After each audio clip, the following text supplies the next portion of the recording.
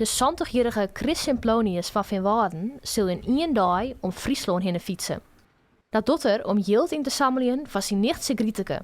Ze had een zware vorm van MS en had daarvoor een stamceltransplantatie nodig.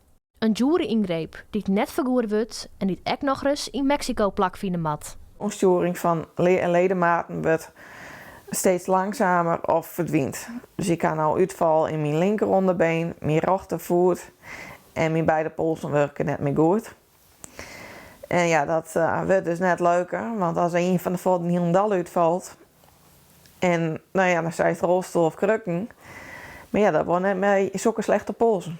Chris zal in 1 dag 300 kilometer fietsen. En dat dochter op een gewone fiets.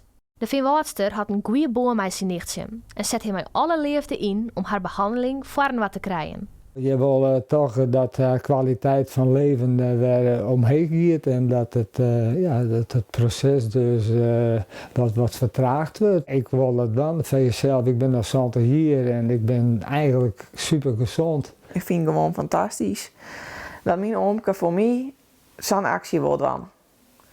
Maar ja, betekent het net 1, 2, 3 en nou ja, ik heb gewoon een goede familie, daar kan ik niks over zeggen. Grieteke haar ziekte had grote impact op haar leven.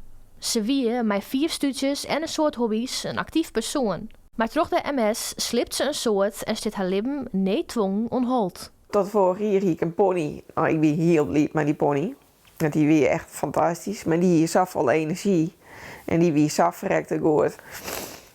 Maar die heb ik verkocht, want ik dacht van die jongen met de wedstrijd niet. Die is te goed.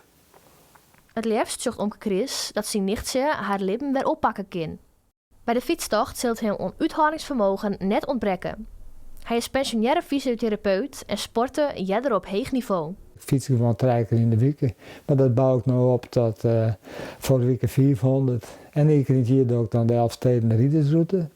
En die heb ik vorige week al fietst, maar ja, nog met er nog 100 bij dan. Dus ja, daar ben ik nou voor aan het trainen. Op 23 juni, Grieteke haar 23e jeetje, zal het heven. Maar met 6 uur staat Chris in Holwert op de fiets en begint er aan zijn Münstertocht. Mensen kunnen hem sponsoren via een online crowdfunding. Voor de behandeling en de reis is er in totaal haast €60.000 nodig. Voor mijn variant is de kans op 20% dat het werkt. Dan is het al gek, ja, dat is net proberen.